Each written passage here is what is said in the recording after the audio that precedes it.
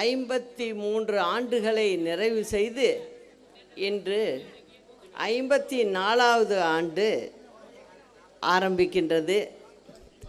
இந்த நல்ல நாளில் எங்களுடைய இருபெரு தலைவர்களின் எண்ணப்படி இந்த கிராமத்தில் வானக்கான்காடு கிராமத்தில் உங்களை எல்லாம் சந்தித்ததில் மிக்க மகிழ்ச்சி.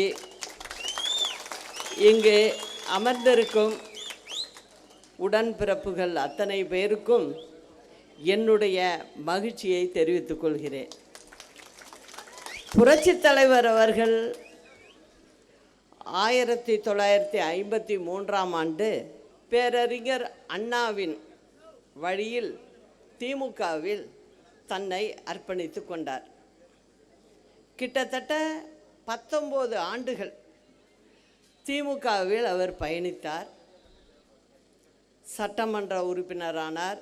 அந்த காலகட்டங்களிலெல்லாம் திமுகவின் பொதுக்கூட்டங்களுக்கு அண்ணாவுடன் சென்று உரையாற்றியிருக்கிறார்.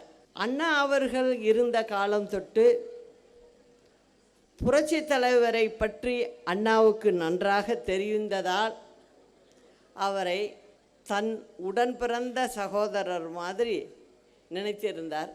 அண்ணாவின் மறைவுக்கு பிறகு புரட்சி தலைவருடைய முயற்சியினால் வந்த, அதாவது முதலமைச்சராக வந்த திரு கருணாநிதி அவர்கள் புரட்சி தலைவர் மீதே ஒரு போராமை உணர்ச்சி வந்துவிட்டது அவருக்கு. அதனால் கொஞ்ச காலம் அப்படியே போனது. புரட்சி தலைவரை ஒரு வழியாக வெளியே அனுப்பிவிட்டார். இது அரசியலில் தொண்டு கட்டு காலமாக நடக்குது. இன்னைக்கு கூட நடந்துக்கிட்டு இருக்கு, உங்களுக்கெல்லாம் தெரியும். அந்த சமயத்தில் புரட்சி தலைவர் மேலே தமிழ்நாட்டு மக்கள் அந்த அளவுக்கு பிரியத்தோடு இருந்தாங்க.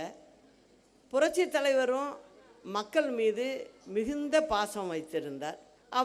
அவரை வெளியேற்றிய பிறகு எல்லோருடைய வேண்டுகோளுக்கிணங்க புரட்சி தலைவர் அனைத்து இந்திய அண்ணா திராவிட முன்னேற்ற கழகத்தை இந்த தேதியிலேயே ஆரம்பித்தார். அதன் பிறகு